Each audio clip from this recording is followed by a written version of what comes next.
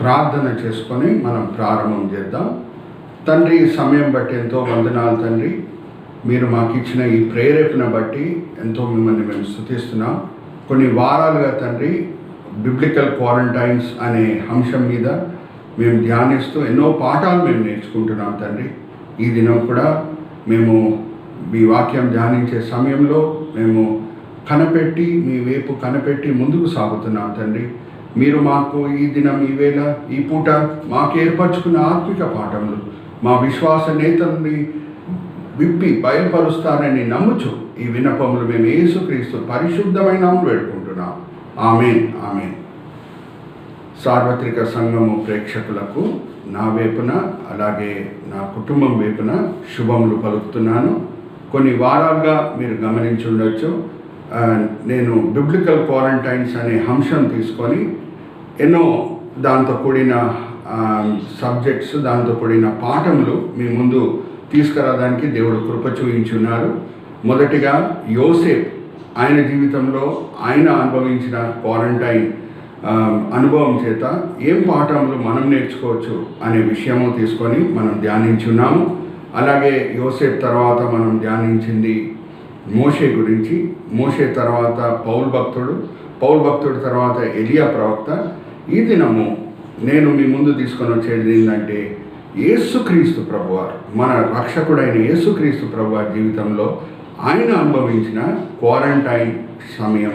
మరి చెప్తున్నాను, మన రక్షకుడైన యేసుక్రీస్తు ప్రభువారు ఆయన జీవితంలో ఆయన అనుభవించిన 40 దినముల యూద అరణ్యంలో క్వారంటైన్ అనుభవము. ఈ క్వారంటైన్ అనుభవము 3 సువార్తలో రాయబడి ఉందండి. నేను చెప్తున్నాను వాక్య భాగంలో 2 సార్లు చెప్తాను, ఎందుకంటే నేను చదువుపించట్లేదు కాబట్టి. మత్తయి సువార్తలో 4వ అధ్యాయం నుంచి 11వ అధ్యాయంలో మనం చదువుకోవచ్చు. మరి చెప్తున్నాను, మత్తయి సువార్తలో 4వ అధ్యాయము 1వ వచనం నుంచి 11వ వచనం వరకు. అలాగే మార్క్స్ సువార్తలో 1వ అధ్యాయము 12-13 వచనాలు. మార్క్స్ సువార్త 1వ అధ్యాయము 12-13 వచనాలు. లూకా సువార్త 4వ అధ్యాయము 1వ వచనం నుంచి 14వ వచనం. మరి చెప్తున్నానండి, లూకా సువార్త 4వ అధ్యాయము 1వ వచనం నుంచి 14వ వచనం.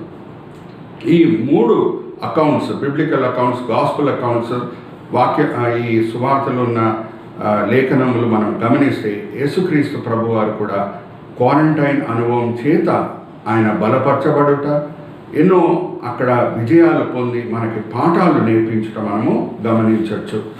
అయితే నేను కొన్ని రైమింగ్ వర్డ్స్ వాడతానండి ఈ దినము. మీరు జ్ఞాపకం పెట్టుకోండి, చివరిలో మరీ నేను ర్యాపప్ చేస్తాను. మొదటి రైమింగ్ వర్డ్ ఏంటంటే అక్కడ ఉన్న మిస్టరీ అనే మాట నేను తీసుకొని వస్తాను. రెండవది కాంట్రడిక్టరీ. మూడవది హంగ్రీ. మరి చెప్తున్నాను, మూడవది హంగ్రీ. నాలుగవది పాపులారిటీ. ఐదవది అథారిటీ / ప్రాస్పెరిటీ.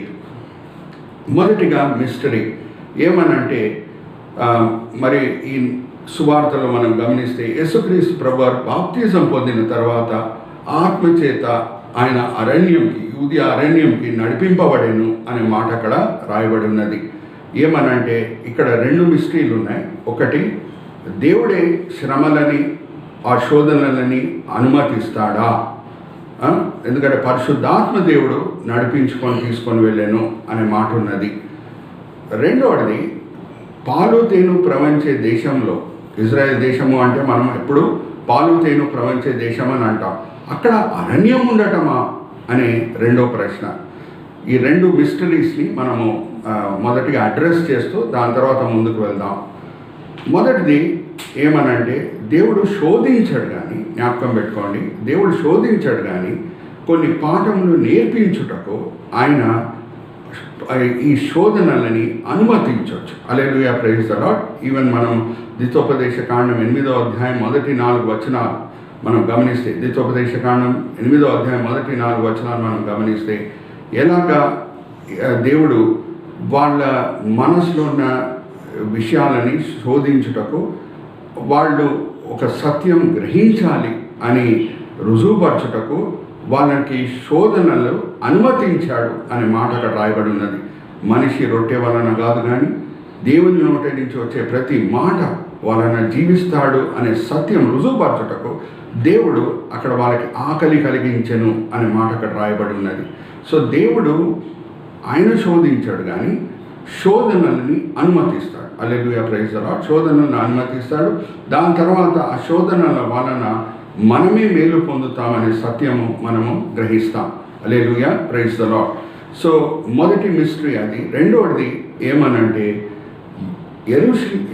ఇజ్రాయెల్ దేశంలో పాలు తేనె ప్రవహించే దేశం అని మనము దాన్ని ఇప్పుడు వర్ణిస్తూ ఉంటాం. పాలు తేనె ప్రవహించే దేశంలో అరణ్యం ఎక్కడి నుంచి వచ్చింది అనే మాట కొంచెం మందిని కలవరపరుస్తుంది. నేను ఇజ్రాయెల్కి వెళ్ళాను కాబట్టి నేను అధికారంతో మాట్లాడచ్చు. ఆ యూదియా అరణ్యం అని ఉంటుందండి, ఆ జూడియన్ విల్డర్నెస్ అని ఇంగ్లీష్లో. దాని ఏంటంటే దాని ఏరియా 580 స్క్వేర్ మైల్స్. మరి చెప్తున్నాను, ఆ జూడియన్ విల్డర్నెస్ ఆ జూడియన్ డెజర్ట్ ఏరియా ఏంటంటే 580 స్క్వేర్ మైల్ అన్నమాట, చదర మైళ్ళు. అయితే ఇది వేరే అరణ్యాలతో పోలిస్తే, తార్ డెజర్ట్తో తార్ అరణ్యంతో ఆ సహరా అరణ్యంతో పోలిస్తే ఇది చిన్నదే. కానీ ఈ పాలు తేనె ప్రవహించే దేశంలో ఎలాగో వచ్చింది అని మనం గమనిస్తే మనకిప్పుడు ఒక జాగ్రఫికల్ ఆస్పెక్ట్ని మనము తీసుకొని రావాలి. ద్వితోపదేశకాండం 11వ అధ్యాయం 11వ వచనం. మరి చెప్తున్నాను, ద్వితోపదేశకాండం 11వ అధ్యాయం 11వ వచనం మనం గమనిస్తే, ఇజ్రాయెల్ దేశము ఎటువంటి దేశము అంటే అది కొండలు లోయలున్న దేశము అని రాయబడింది. మరి చెప్తున్నానండి, ద్వితోపదేశకాండం 11వ అధ్యాయం 11వ వచనము, ఇజ్రాయెల్ దేశము కొండలు లోయలున్న దేశము అని రాయబడి ఉన్నది. అది నిజమే. ఇంకా దాని పక్కన మెడిటేరియన్ సీ, మహాసముద్రం ఉండటం కూడా మనం మ్యాప్స్లో గమనించవచ్చు. అయితే జస్ట్ మీకు బెటర్గా అండర్స్టాండ్ అవుటకు ఇది నేను వాడుతున్నానండి. ఇదే ఇజ్రాయెల్ దేశం అనుకోండి, దాని వెస్టర్న్ సైడ్, అంటే ఇటు సైడ్ వెస్టర్న్ సైడ్ మహాసముద్రం, ఆ మెడిటేరియన్ సీ ఉంటుంది. అక్కడి నుంచి సమ్మర్ సీజన్లో నీళ్లు ఆవిరి అయి, వేడి వలన ఆవిరి అయి అది మేఘాలుగా ఫామ్ అయి వెళ్ళే సమయంలో ఏమవుతుందంటే ఈ కొండలు ఎదురవుతుంటాయి. కొండలు ఎదురయ్యి దాన్ని ఆపుతాయి కాబట్టి వర్షము ఇజ్రాయెల్ దేశం మీద కురవటము మనం గమనించవచ్చు. ఆ కొండలు ఉన్నాయి కాబట్టి దాన్ని ఆపుతున్నాయి. అందుకే ఆ మేఘాలు ఇజ్రాయెల్ దేశం దాటి వెళ్ళుటకు వీలు కాదు. మంచిగా వర్షం అక్కడ కురుస్తుంది. మంచిగా వర్షం కురుస్తుంది కాబట్టి అది పాలు తేనె ప్రవహించే దేశం అని మనము చెప్తున్నాం. అందుకే ద్వితోపదేశకాండం మరి నేను చెప్తున్నాను 11వ అధ్యాయం 11వ వచనంలో ఏమనుందంటే, అది స్వయాన ఆకాశం నుంచి నీళ్ళని తాగును అనే మాట అక్కడ రాయబడి ఉంది. కానీ ఒక్క ప్రాంతంకి మనం వస్తే, ఎక్కడంటే ఈ జూడియన్ విల్డర్నెస్, ఈ జూడియన్ అరణ్యంకి మనం వస్తే, అక్కడ కొండలు ఎంత టాల్గా ఉంటాయంటే, ఎంత ఎత్తుగా ఉంటాయంటే, ఇంకా అక్కడ ఈ మేఘాలు దాటి వెళ్ళుటకు వీల్లేదు. కాబట్టి ఇటు సైడ్ అంతా కూడా మేఘాలు ఈ కొండ దగ్గర రాగానే ఇటు సైడ్ అంతా కూడా వర్షం కురుస్తుంది. ఇటు సైడ్ అంతా కూడా వర్షము కురవకుండా ఉండే కారణం బట్టి, ఒక్క చుక్క నీళ్ళు కూడా పడకుండా ఉండే కారణం బట్టి ఇటు సైడ్ అంతా కూడా అరణ్యంగా మారిపోయింది. That is the reason why you find a Judean wilderness or a Judean desert in Israel. దాన్ని జాగ్రఫికల్ టర్మ్స్లో ఏమంటారంటే రెయిన్ షాడో ఎఫెక్ట్ అని కూడా అంటారు. ఏమని అంటారంటే రెయిన్ షాడో ఎఫెక్ట్. వర్షం అంతా ఒక సైడు కురవటము, ఇంకొక సైడ్ వర్షం కురవకుండా ఉండటము, దాని వలన ఈ డెజర్ట్ అనమాట. సో ఫస్ట్ ఈ మిస్టరీని మనము అర్థం చేసుకోవాలి. నెక్స్ట్ నేను కాంట్రడిక్టరీకి నేను వస్తున్నాను. యేసుక్రీస్తు ప్రభువారికి ఎన్నో పేర్లు ఉన్నాయండి. ఆయనకు ఇవ్వబడిన ఎన్నో పేర్లు ఒక పేరు ఏంటంటే ఆయన కడబడి ఆదాము. హల్లెలూయా, ప్రైజ్ ది లార్డ్. ఆయనకి ఇంకొక పేరు ఏంటంటే కడబడి ఆదాము. ఈ మాట మనము 1 కొరింథీ పత్రిక 15వ అధ్యాయము 44-45 వచనాల్లో మనం చదువుకోవచ్చు. 1 కొరింథీ పత్రిక 15వ అధ్యాయము 44-45లో మనం గమనిస్తే యేసుక్రీస్తు ప్రభువారికి ఇవ్వబడిన అనేక పేర్లు ఒక పేరు ఏంటంటే కడబడి ఆదాము. అయితే మొదటి ఆదాంకి కడబడి ఆదాంకి ఉన్న పోలికలేంటి అని మనం గమనించాలి. ఎందుకు కడబడి ఆదాము అనే పేరు యేసుక్రీస్తు ప్రభువారికి వచ్చింది అంటే, ఇద్దరిలో ఉన్న ఒక పోలిక, ప్రాముఖ్యమైన పోలిక ఏంటంటే, ఇద్దరు జన్మంలో మనిషి పాత్ర అనేది లేదు. హల్లెలూయా, ప్రైజ్ ది లార్డ్. ఇద్దరు జన్మంలో మనిషి పాత్ర అనేది లేదు. వాళ్ళిద్దరు కూడా దేవుని శక్తి చేతనే జన్మించారు అనే సత్యం మనము మర్చిపోకూడదు. ఆదాము జన్మించడంలో మనిషి పాత్ర లేదు. దేవుని శక్తి చేత ఆయన జన్మించాడు కాబట్టి ఆదాంకి కూడా లూకాసు వార్త 3వ అధ్యాయం చివరి వచనం, మరి నేను చెప్తున్నాను, లూకాసు వార్త 3వ అధ్యాయం చివరి వచనంలో దేవుని కుమారుడు అనే టైటిల్ ఆయనకి ఇవ్వబడింది. ఆదాంకి కూడా. యేసుక్రీస్తు ప్రభు వారి జన్మంలో కూడా మనిషి పాత్ర లేదు కాబట్టి ఆయన స్వయాన దేవుని కుమారుడు.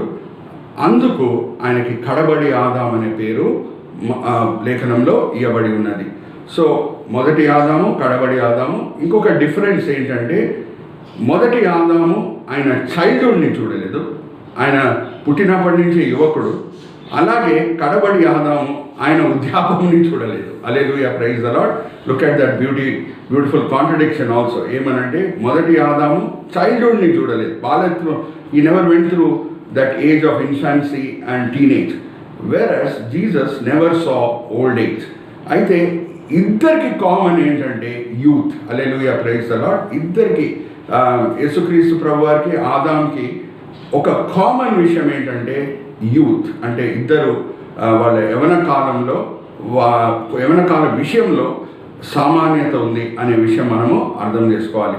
అయితే ఇప్పుడు ఈ కాంట్రడిక్టరీ అనే మాట నేను ఎందుకు తీసుకొని వస్తున్నానంటే మొదటి ఆదాము ఈదెన్ తోటలో పాపం చేశాడు. మొదటి ఆదాము ఈదెన్ తోటలో పాపం చేశాడు. ఇప్పుడు అరణ్యంలో చూస్తే యేసుక్రీస్తు ప్రభువారు శోధనలను ఎదుర్కొని శోధనల మీద విజయం పొందుతున్నాడు. హల్లెలూయా, ప్రైజ్ ది లార్డ్.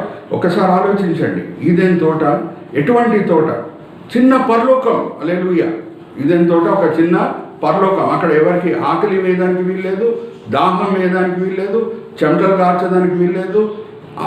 పరిస్థితులు అన్నీ కూడా అనుకూలంగా ఉంటాయి. ఇంకా చెప్పాలి అంటే పక్కన సింహాలు, పులిలు అవన్నీ కూడా దాని నేచర్ ఎలాగుండింది అంటే, దాని స్వభావం ఎలాగుండిందంటే ఒక పిల్లి స్వభావమే. ఏమీ హామీ చేయుటకు వీల్లేదు ఆదాంని అవ్వని. కానీ ఇప్పుడు యేసుక్రీస్తు ప్రభు వారి దగ్గర వస్తే ఆయన అరణ్యంలో శోధనలు తట్టుకుంటున్నాడు. అరణ్యంలో ఆ క్వారంటైన్ అనుభవం ద్వారా ఆయన ప్రయాణం చేస్తున్నాడు. అయితే పరిస్థితులు ఏది కూడా అనుకూలంగా లేదు. 40 దినములు ఉపవాసం ఉన్నాడు. హల్లెలూయా, ప్రైజ్ ది లార్డ్. ఆకలితో బాధపడుతున్నాడు, దాహం ఉంది. ఇంకా అరణ్యము ఈదెన్ తోటకి ఎగ్జాక్ట్ ఆపోజిట్. మనం గమనిస్తే ఈదెన్ తోటలు అన్నీ పచ్చగా కనిపిస్తాయి. అరణ్యంలో ఒక పచ్చ గడ్డి కూడా మనకి కనిపించదు. నేను వెళ్ళి చూసి వచ్చాను కాబట్టి నేను అధికారంతో మాట్లాడవచ్చు, శక్తితో నేను మాట్లాడవచ్చు. అయితే అరణ్యంలో ఒక పచ్చ గడ్డి ఒక్కటి కూడా మనకు కనిపించదు. ఇంకా మార్క్స్ వార్తను మనం గమనిస్తే మొదటి అధ్యాయం 12-13 అక్కడ వైల్డ్ అనిమల్స్, జంతువులు కూడా ఉన్నాయి అని మాట అక్కడ రాయబడింది. అంటే ఈ జంతువులు ఎటువంటి జంతువులు అంటే ఈదెన్ తోటలో ఉన్న జంతువులు లాంటివి కావు. అవి హాయిగా వచ్చి ఒక పిల్లి స్వభావంతో హల్లెలూయా, ప్రైజ్ ది లార్డ్ అని చెప్పిపోయే జంతువులు కావు. ఈ ఎటువంటి జంతువులు అంటే, ఇటువంటి మృగాలు అంటే చీల్చే మృగాలు. కానీ దేవుడు ఆజ్ఞాపించాడు ఏమనంటే యేసుక్రీస్తు ప్రభు ఆ జోలికి రాకూడదని. కానీ ఆ జంతువులు ఉన్నాయనే మాట మనము మర్చిపోకూడదు. So that exact opposite situation పరమ తండ్రి కలిగించాడు. Hallelujah, praise the lord. Exactly opposite situation ఆయన కలిగించాడు. ఎందుకంటే యేసుక్రీస్తు ప్రభువారు వేరే అందరు రాబోయే క్రైస్తవులకి ఆయన మాదిరి. హల్లెలూయా, ప్రైజ్ ది లార్డ్. మొదటి యోహాను 2వ అధ్యాయం 6వ వచనం, మరి చెప్తున్నాను, మొదటి యోహాను 2వ అధ్యాయం 6వ వచనం.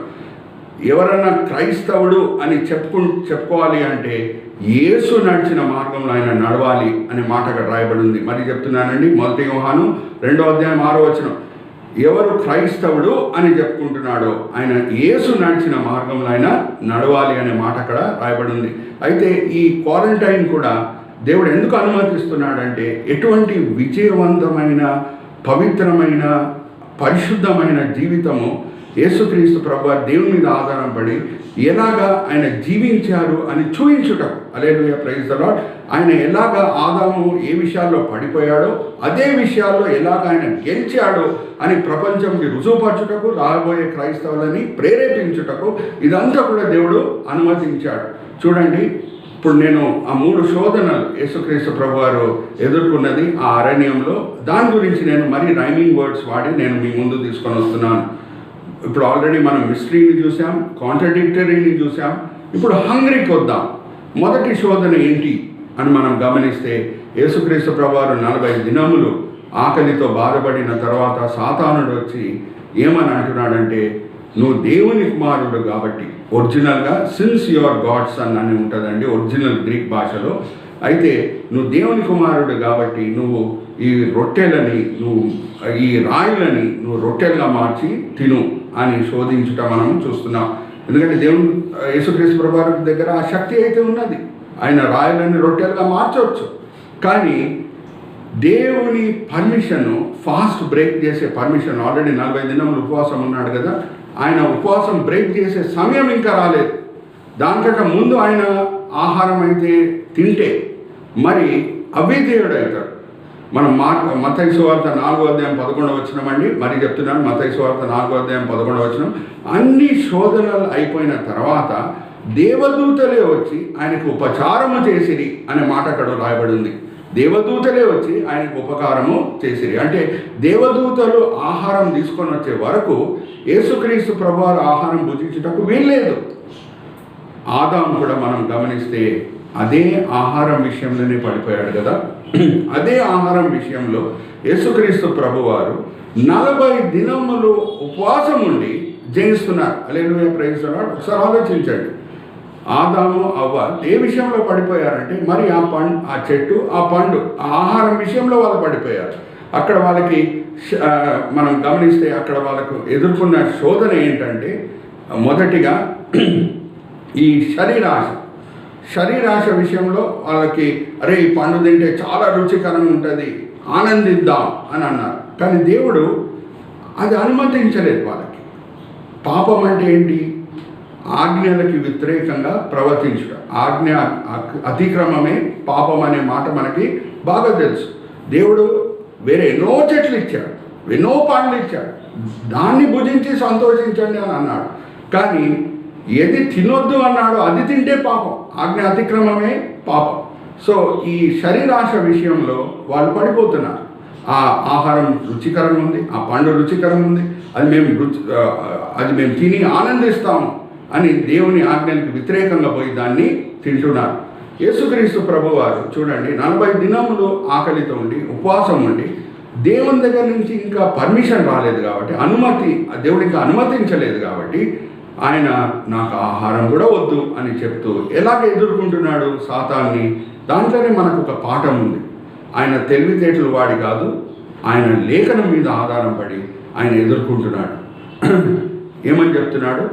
సాతానా నేను తినకూడదు అని చెప్పలేదు, కానీ రాయబడలేదా మనిషి రొట్టె వలన కాదు కానీ దేవుని నోటి నుంచి వచ్చే ప్రతి మాట చేత జీవిస్తాడు. చూడండి, యేసుక్రీస్తు ప్రభువారు దేన్ని వాడుతున్నారు? లేఖనంని వాడుతున్నారు.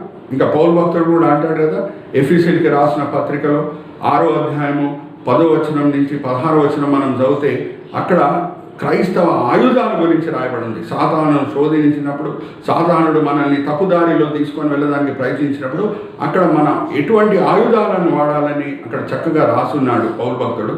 లేఖనం గురించి ఏమంటాడంటే, it is the word of God is the sword of the spirit అని అంటాడు. అంటే లేఖనం ఎటువంటిది అంటే అది ఆత్మ ఖడ్గము అని అంటాడు. చూడండి, ఆ ఆత్మ ఖడ్గంని, ద సోర్డ్ ఆఫ్ ద స్పిరిట్ని వాడి సాతాన్ని ఎదుర్కొంటున్నారు యేసుక్రీస్తు ప్రభువారు. అయితే క్రైస్తవులంగా మనం నేర్చుకునే మాట ఏంటంటే, ఎందుకంటే వేరే 2 శోధనలు వచ్చినప్పుడు కూడా యేసుక్రీస్తు ప్రభువారు లేఖనం మీదే ఆధారం పడి సాతాన్ని ఎదుర్కొంటున్నారు. కాబట్టి క్రైస్తవులంగా మనం నేర్చుకునే పాఠములు ఏంటంటే, మన జీవితంలో కూడా శోధనలు వస్తే లేఖనం మీద ఆధారం పడి సాతాన్ని మనము ఎదిరించాలి. మరి చెప్తున్నాను, లేఖనం మీద ఆధారం పడి మనం సాతాన్ని ఎదిరించాలి. ఎందుకంటే ఎప్పుడు మనం లేఖనం వాడి సాతాన్ని ఎదిరిస్తామో మన డిఫెన్స్లో, మన ఎదిరించడంలో ఒక శక్తి ఉంటుంది, ఒక అధికారం ఉంటుంది. హల్లెలూయా, ప్రైజ్ ది లార్డ్.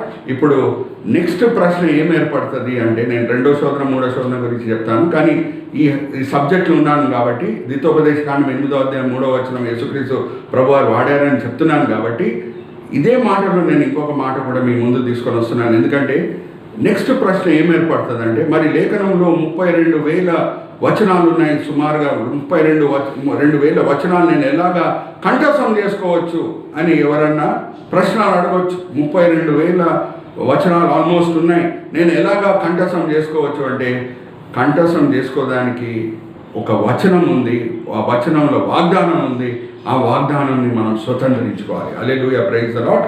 క్రైస్తవ జీవితం ఎప్పుడన్నా ఏంటంటే మన పని ఏం చేయాలో అది మనం చేయాలి, దేవుడి పని దేవుడు చేస్తాడు. మరి చెప్తున్నాను, మన పని ఏంటో అది మనం చేయాలి, దేవుడి పని దేవుడు చేస్తాడు. అదే క్రైస్తవ జీవితం.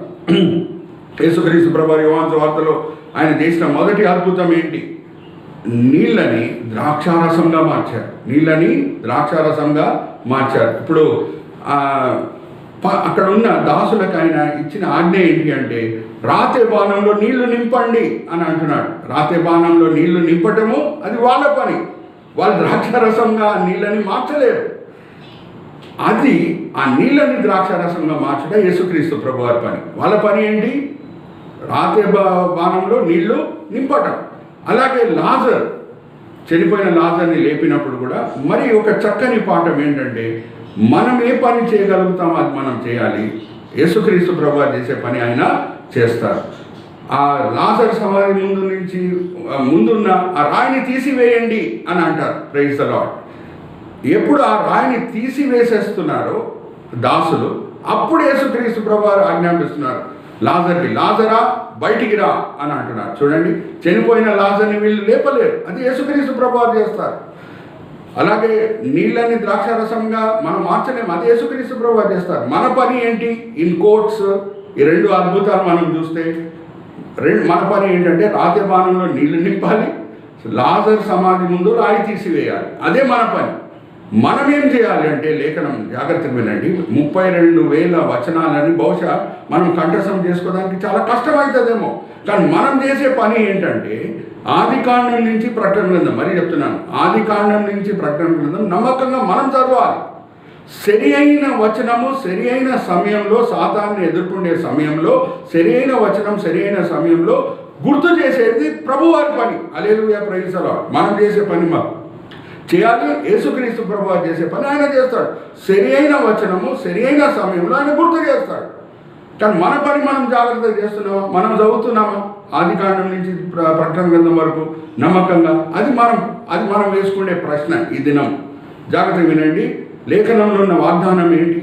యోహాను సువార్త 14వ అధ్యాయం 26వ వచనం, మరీ చెప్తున్నాను, యోహాను సువార్త 14వ అధ్యాయం 26వ వచనం, నేను మీకు ఇచ్చే ఆదరణకర్త అంటే పరిశుద్ధాత్మ దేవుడు నేను మీకు చెప్పిందంతా కూడా గుర్తు చేస్తాడు అనే మాట అక్కడ రాయబడి ఉన్నది. నేను మీతో పలికిన ప్రతి మాట పరిశుద్ధాత్మ దేవుడు గుర్తు చేస్తాడనే మాట అక్కడ రాయబడి ఉన్నది. యోహాను సువార్త 14వ అధ్యాయము 26వ వచనం. సో ఆ లేఖనంలో ఉన్న వాగ్దానాన్ని మనం స్వతంత్రించుకోవాలి. మన పని మనం చేయాలి. ఆదికాండం నుంచి ద్వితోపదేశకాండం వరకు మనం చదవాలి. సరి అయిన సమయంలో సరి అయిన వచనము మనం శోధనలు ఎదుర్కొనే సమయంలో పరిశుద్ధాత్మ దేవుడు మనకు గుర్తు చేస్తాడు. హల్లెలూయా, ప్రైజ్ ది లార్డ్. అయితే ఇది మొదటి శోధన, ఏమనంటే హంగ్రీ. రెండవ శోధన ఏంటంటే పాపులారిటీ. యేసుక్రీస్తు ప్రభువారిని సాతానుడు ఏం చేస్తున్నాడు అంటే, ఆ ఆలయము పైన తీసుకొని వెళ్ళి అక్కడి నుంచి దుంకమంటున్నాడు. ఇంకా కీర్తన గ్రంథం 91వ కీర్తనని ఆయన గుర్తు చేస్తున్నాడు. దేవదూతలు వస్తారు కదా, నిన్ను కాపాడతారు కదా, లేఖనంలో రాయబడి ఉంది కదా అని అంటున్నాడు. అయితే యేసుక్రీస్తు మన ప్రభువారు మరి లేఖనం మీద ఆధారం పడి ఇచ్చిన జవాబు ఏమంటే, ద్వితోపదేశకాండం 6వ అధ్యాయం 16వ వచనం, అది చెప్తున్నాను, ద్వితోపదేశకాండం 6వ అధ్యాయం 16వ వచనం, రాయబడలేదా దేవుణ్ణి మనము శోధించకూడదు అని. మరి చెప్తున్నాను, రాయబడలేదా దేవుణ్ణి మనం అనవసరంగా శోధించకూడదు అని. హల్లెలూయా, ప్రైజ్ ది లార్డ్. జ్ఞాపకం పెట్టుకోండి. ఆ మాట చెప్పి యేసుక్రీస్తు ప్రభువారు ఈ శోధనని జయిస్తున్నారు. అంటే అక్కడ ఏ పాపంని ఆయన జయిస్తున్నాడు, ఏ శోధనని జయిస్తున్నారంటే అది జీవటంబం. చూడండి, pride of life.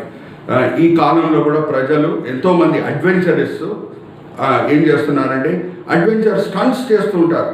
Dubai Burj నుంచి దుంకుతారు, ఐఫిల్ టవర్ నుంచి దుంకుతారు, ఎత్తైన కట్టడాల నుంచి దుంకుతారు. కారణం ఏంటంటే పేరు ప్రతిష్ట ఇలా వచ్చేస్తుంది. ఆ అడ్వెంచర్ స్టంట్ చేయగానే ఏమవుతుంది అంటే వెంటనే కింద టీవీ క్రూ ఉంటారు, ఎన్నో ఛానల్స్ వాళ్ళు ఉంటారు, మైక్ పెట్టుకొని ఉంటారు. వాళ్ళు దుంకగానే మైక్ పెట్టి అడుగుతారు, సార్ మీకు ఎలా అనిపించింది పైనుంచి దుంకుట, చాలా గొప్ప పని మీరు సాధించారు, మీకు ఎలా అనిపించింది అని క్వశ్చన్స్ అడగటం ఇవన్నీ కూడా స్టార్ట్ అవుతుంది. ఇంకా ఆ వ్యక్తి, ఆ అడ్వెంచర్ చేసే వ్యక్తి చాలా పేరు పొందేస్తాడు. ఇంకా పేరు పొందటమే కాదు, ఒక నెల తర్వాత, నేను చెప్తున్నాను, మీకు కొంచెం నవ్వు రావచ్చు, ఒక నెల తర్వాత బూస్ట్ వాళ్ళు, బోర్న్విటా వాళ్ళు ఆయన ఇంటికి వచ్చేస్తారు. ఇంకా చెప్తారు ఏమనంటే, సార్ మీకు తెలుసు, మాకు తెలుసు, మీరు బోర్న్విటా దాగి, బూస్ట్ దాగి మీరు దుంకలేదు, కానీ కొంచెం ప్రచారం చేయండి. మీరు బూస్ట్ దాగి పైనుంచి దుంకారని, బోర్న్విటా దాగి దుంకారని ప్రచారం చేయండి. మా సరుకులు కూడా అమ్ముడు పోతాయి, మేము కూడా మీకు కొంచెం షేర్ ఇస్తాం మీకు అని. ఇంకా డబ్బులు కూడా ఇటువంటి అడ్వెంచర్ సైంటిస్టులు ఈ బోర్న్విటా, బూస్ట్ కంపెనీ లాంటి కంపెనీల నుంచి సంపాదించడం మనము చూడొచ్చు.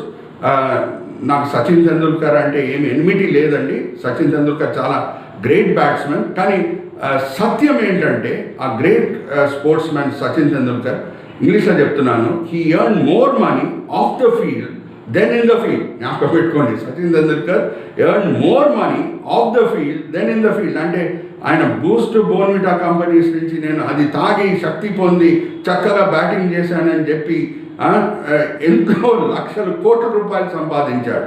అయితే ఈ కాలంలో ఎలాగుందో, పాపులారిటీ ఎలాగ వచ్చేస్తుందో, గొప్ప పనులు సాధించినప్పుడు ఆ కాలంలో కూడా వచ్చేది. యేసుక్రీస్తు ప్రభు ఒక నిమిషంలో చాలా పేరు పొందేసి ఉండొచ్చు. కానీ యేసుక్రీస్తు ప్రభు వారికి ఉన్న ఉద్దేశం ఏంటంటే, నేను పేరు ప్రతిష్ట దేవుని చేతి నుంచే పొందాలి. హల్లెలూయా, ప్రైజ్ ది లార్డ్. సాతాను చేతి నుంచి పొందకూడదు. దేవుడు నన్ను హెచ్చించాలి, దేవుడు నన్ను మహిమపరచాలి, దేవుడు నన్ను గణపరచాలి. నేను సాతాను దగ్గర నుంచి పొందను అని ఆయన నిర్ణయించుకున్నాడు. హల్లెలూయా, ప్రైజ్ ది లార్డ్. జ్ఞాపకం పెట్టుకోండి, మన జీవితాల్లో కూడా ఈ శోధన వస్తుంటుంది. అప్పుడప్పుడు పేరు ప్రతిష్ట కొరకు నువ్వు పరిచర్య చేయి, డబ్బులు సంపాదించుకుంటుటకు నువ్వు పరిచర్య చేయి. సేవకులకి ప్రత్యేకంగా ఈ శోధనలు వస్తుంటాయి. కానీ వాళ్ళు సేవకులు ఎలాగ స్పందించాలంటే, ఈ మాటలు నాకు కూడా వర్తిస్తాయండి, ఈ మాటలు నాకు కూడా నేను బోధించుకుంటున్నాను. ఏమనంటే, మేము తగ్గింపబడాలి, యేసువే చింపబడాలి అని ఆ ఉద్దేశంతో వాళ్ళు పరిచర్య చేయాలి. హల్లెలూయా, ప్రైజ్ ది లార్డ్. బాప్తిజం ఇచ్చే యోహాను ఆయన మాటలు ప్రతి సేవకునికి వర్తించాలి.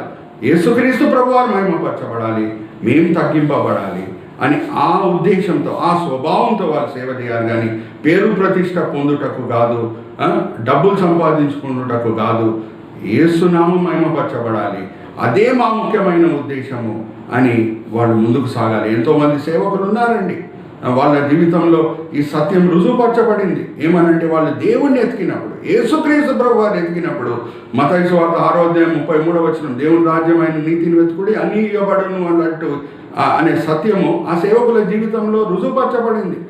ఎన్నో గొప్ప సేవకులు ఉన్నారు, వాళ్ళు యేసుక్రీస్తు ప్రభువారు వెనకాలే పరిగెత్తారు. హల్లెలూయా, ప్రైజ్ ది లార్డ్. నేను పేర్లు చెప్పట్లేదు, కానీ మీకు తెలుసు కొంచెం ఎటువంటి నమ్మకమైన సేవకులు భారతదేశంలో ప్రభు పట్ల ఎంత గొప్పగా పరిచర్య చేశారు, ఎంత గొప్పగా వాళ్ళు వాడబడారు. వాళ్ళ ఉద్దేశం ఒకటి, యేసు వెనకాల వాళ్ళు పరిగెత్తారు అంతే. వేరే అన్నీ కూడా వాళ్ళ వెనకాల పరిగెత్తింది. హల్లెలూయా, ప్రైజ్ ది లార్డ్.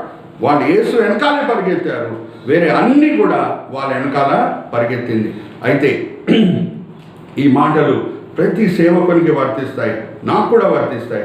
ఇంకా ఒక దుఃఖమైన విషయం కూడా మీ ముందు తీసుకొని వచ్చి నేను 3వ టెంప్టేషన్కి వెళ్తాను.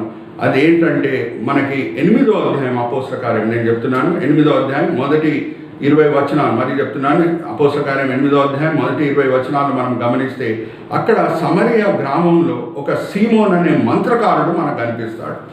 ఎవరండి? సీమోన్ అనే మంత్రకారుడు.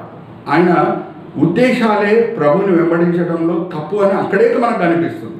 ఏమనంటే, ఒక సందర్భంలో పౌలు, పేతురు, యోహాన్ గొప్పగా దేవుని చేత వాడబడేటప్పుడు మరి చెప్తున్నాను, డబ్బులతో నేను కొనుక్కోవచ్చా ఈ శక్తిని అని అడుగుతాడు. చూడండి, అక్కడే ఆయన తప్పు ఉద్దేశాలు, ఆయన తప్పు హృదయం మనకు కనిపిస్తుంది. కానీ చరిత్రలో మనం గమనిస్తే, ఈ బిబ్లికల్ హిస్టరీలో మనం చూస్తే, బైబిల్ హిస్టోరియన్స్ ఏం రాస్తున్నారు అంటే, ఆ సీమోన్ అనే మంత్రకారుడు చాలా దుఃఖమైన విషయం అండి. ఇదే ఆలయం పైనకి పేరు పొందాలని, ప్రతిష్టత పొందాలని, ఇదే యేసుక్రీస్తు ప్రభువారు ఏ ఆలయం నుంచి దుంకమని అన్నాడో సాతానుడు, అదే ఆలయం మీద ఎక్కి నేను దుంకుతాను అని దుంకి చనిపోయాడంట. చూడండి, that is the biblical historical fact. అదే సీమోన్ మంత్రకారుడు అక్కడి నుంచి దుంకి ఆ పేరు ప్రతిష్ట పొందాలని కోరికతో దుంకి చనిపోయాడంట. ఈ కాలంలో కూడా కొంచెంమంది ఇట్లాంటి మ్యాజిషియన్స్, ఎస్కేప్ ఆర్టిస్ట్ మనకు కనిపిస్తుంటారు. హౌడిని అనే వ్యక్తి, ఆయన మ్యాజిషియన్ ఆర్టిస్ట్, ఆయన కూడా ఇటువంటి ఎస్కేప్ స్టంట్స్ చేసి ఆయన చాలా పేరు డబ్బులు కూడా సంపాదించాడు. అయితే జాగ్రత్తగా వినండి. ఇప్పుడు ఈ శోధన, ఈ పాపులారిటీ అనే శోధన తర్వాత మనము చివరి శోధనకి మనం వద్దాం. అదేంటంటే authority and prosperity. Authority and prosperity. మూడో శోధన ఏంటంటే అది జీవటంబంతో కూడిన శోధన కాదు, అది శరీరాశ కాదు, కానీ నేత్రాశ. యేసుక్రీస్తు ప్రభువారిని మరి ఒక ఎత్తైన చోటకు తీసుకొని వెళ్ళి, యూద అరణ్యంలో ఎత్తైన చోటకు తీసుకొని వెళ్ళి సాతానుడు ఏం చేస్తున్నాడంటే ఈ ప్రపంచంలో ఉన్న అన్ని రాజ్యములు చూపిస్తున్నాడు.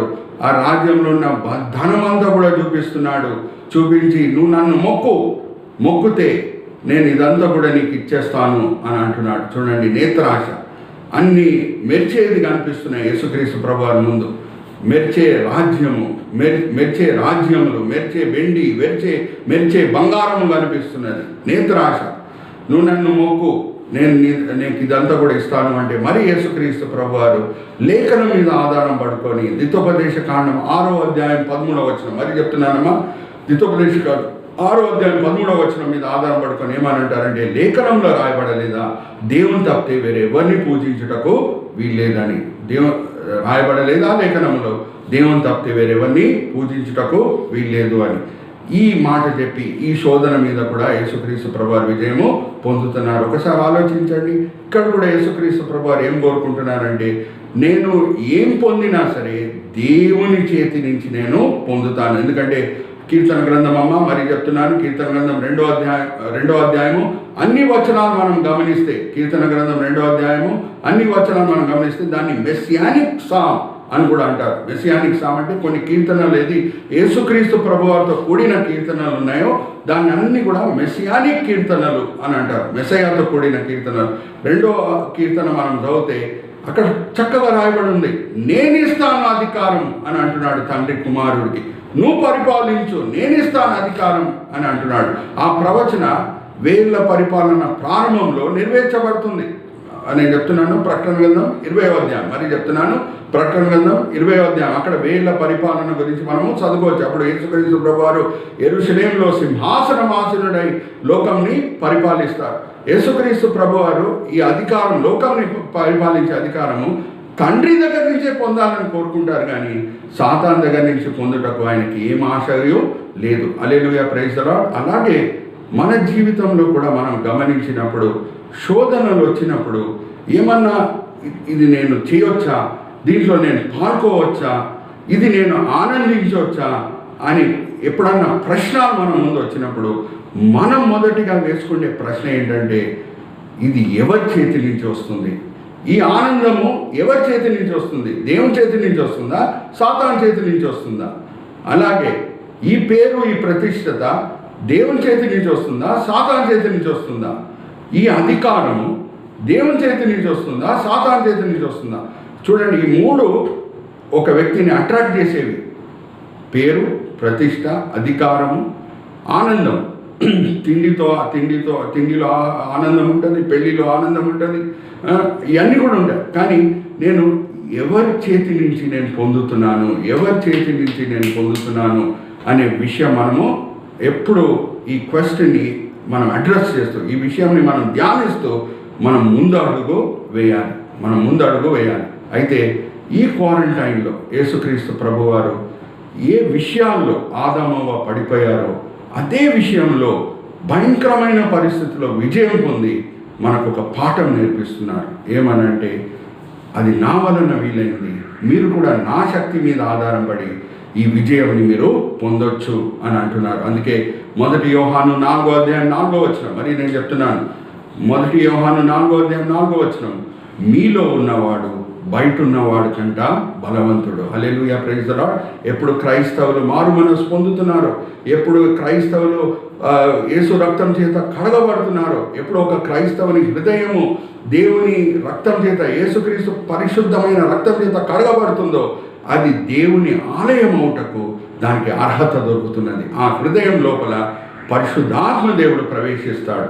పరిశుద్ధాత్మ దేవుడు ప్రవేశిస్తాడు కాబట్టే ఒక క్రైస్తవుడు ఆయన రక్షణ పొందిన తర్వాత, క్రైస్తవుడిగా అయిపోయిన తర్వాత ఆయన నేత్రాశ, శరీరాశ, జీవటము మీద విజయం పొందగలుగుతాడు. దేవుడు అన్యాయం చేసే దేవుడు కాదండి. ఆయన శక్తి ఇవ్వకుండా మీరు విజయం పొందండి నేత్రాశ, శరీరాశ, జీవటము మీద అని చెప్పే దేవుడు కాదు. ఆయన అన్యాయం చేసే దేవుడు కాదు. ఆయన మనకి శక్తి ఇచ్చి ఈ పాపముల మీద, ఈ శోధనల మీద విజయం పొందండి అని చెప్పే దేవుడు అయి ఉన్నాడు. చూడండి, ఆయన అన్యాయం చేసే దేవుడు కాదు. ఇప్పుడు చూడండి, క్రైస్తవులు అయిపోయిన తర్వాత పాపం చేస్తే వాళ్ళకి ఏమి ఎక్స్క్యూజ్ ఎందుకు లేదంటే వాళ్ళు దేవుని శక్తి మీద ఆధారం పడలేదు. అది ముఖ్యమైన పాపం. అదే దేవుని శక్తి మీద ఆధారం పడితే ఈ శోధనల మీద వాళ్ళు విజయము పొందగలుగుతారు. ఇప్పుడు కొరింథీ సంఘంని మనం తీసుకుంటే, మొదటి కొరింథీ పత్రిక 11వ అధ్యాయము 23వ వచనం నుంచి 32వ వచనం మరీ చెప్తున్నానండి. మొదటి కొరింథీ పత్రిక 11వ అధ్యాయం 23 నుంచి 32 సామాన్యంగా ప్రభు బలలో పాల్గొనే ముందు చదవబడే లేఖన భాగం అది. మరీ చెప్తున్నాను, మొదటి కొరింథీ పత్రిక 11వ అధ్యాయం 23 నుంచి 32 ఈ లేఖన భాగం ఎప్పుడు చదివిస్తారు సంఘంలో అంటే ప్రభు బలలో పాల్గొనే ముందు. అయితే అక్కడ కొరింథీ సంఘంలో అనేకులు పవిత్రత విషయంలో రాజీపడారు అనే మాట అక్కడ రాయబడి ఉంది. ఇంకొకటి ఏం రాయబడి ఉందంటే వాళ్ళలో అనేకులు రోగిలై ఉన్నారు, బలహీనతులై ఉన్నారు, కొంచెంమంది చనిపోయారు. అంటే దేవుడు ఎందుకు శిక్షించారు వాళ్ళని? ఎందుకు శిక్షించాడు అంటే వాళ్ళు బలం ఉండి కూడా వాళ్ళు వాడలేదు, దేవుని శక్తి మీద ఆధారపడలేదు. అది పెద్ద పాపం. ఇజ్రాయెల్ ప్రజలు మేము మరి ఐగుప్తు దేశంకి వెళ్ళిపోతాం. సంఖ్యాకాండం 13వ అధ్యాయం 14వ అధ్యాయం అండి, మరీ చెప్తున్నాను. సంఖ్యాకాండము 13, 14 మనం చదివితే ఇజ్రాయెల్ ప్రజలు మేము తిరిగి కానాన్ దేశంకి వెళ్ళిపోతామంటే దేవుడు ఎందుకు వాళ్ళని శపించాడు? 40 సంవత్సరాలు మీరు అరణ్యంలోనే తిరగాలని ఎందుకు శపించాడు? కారణం ఏంటంటే దేవుని శక్తి ఉంది వాళ్ళతో పాటు, శక్తి వాడట్లేదు. వెళ్ళి కానానీయులతో యుద్ధం చేయండిరా, నా శక్తి ఉంది కదా, మీరు చూసి ఉన్నారు కదా, ఇప్పటి వరకు నా నడిపింపులో ఐగుప్తు నుంచి మిమ్మల్ని తీసుకొని వచ్చింది, ఆ నడిపింపులో నా శక్తి మీరు రుచి చూసి ఉన్నారు కదా. 17వ అధ్యాయం నిర్గమకాండంలో మీరు చూసి ఉన్నారు కదా, అమాలేకుల మీద మీరు ఎలాగ విజయం పొందారు, అలాగే నా శక్తి మీతో పాటు ఉండటం మీరు చూసి ఉన్నారు కదా, వెళ్ళండి నేను ఉంటాను మీతో పాటు అంటే కూడా మేము ఐగుప్తుకే తిరిగి వెళ్ళిపోతామన్నప్పుడు దానికి క్షమాపణ లేదు.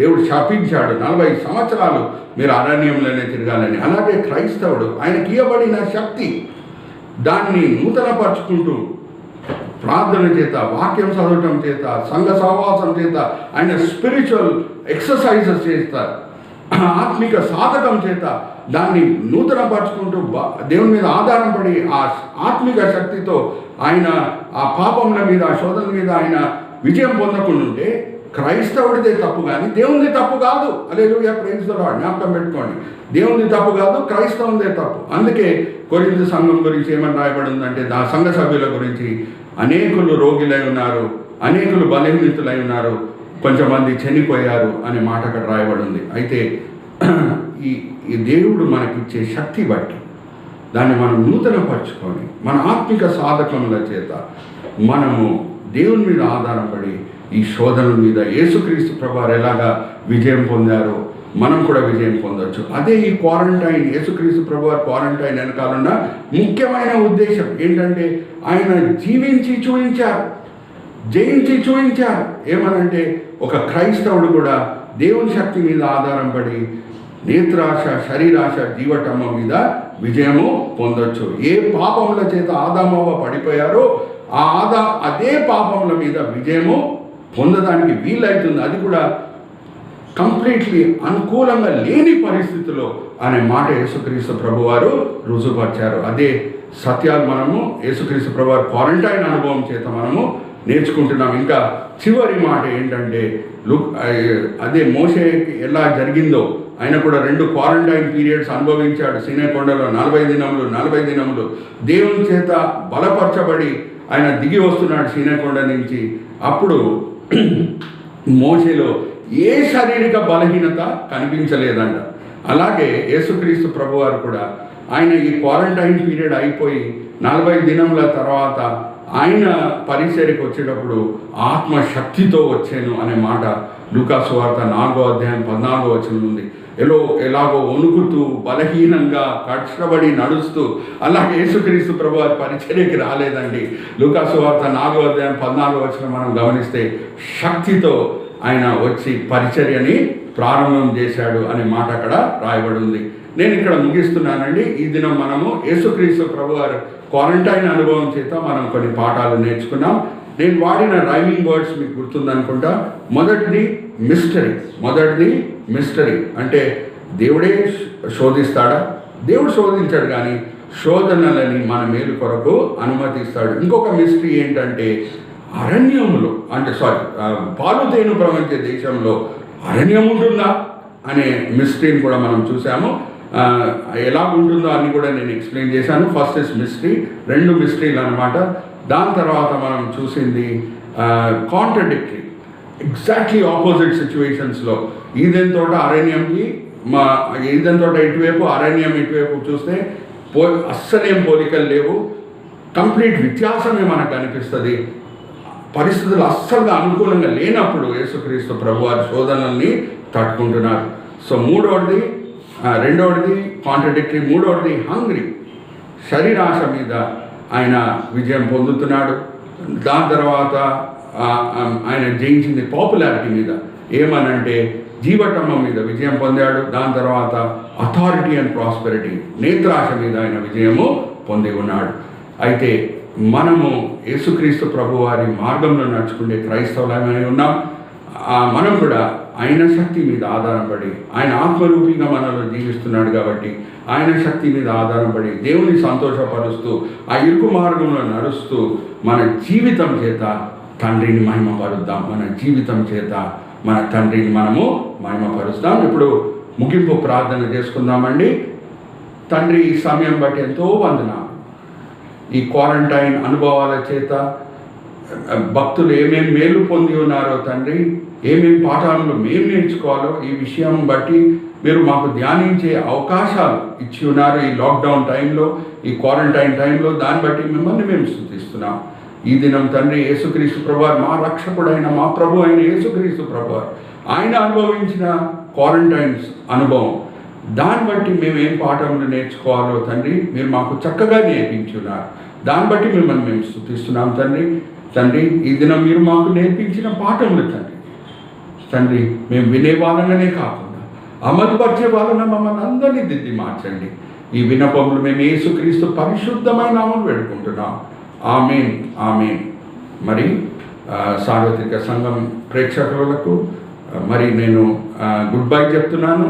వచ్చే వారం మరి కలుసుకుందాము.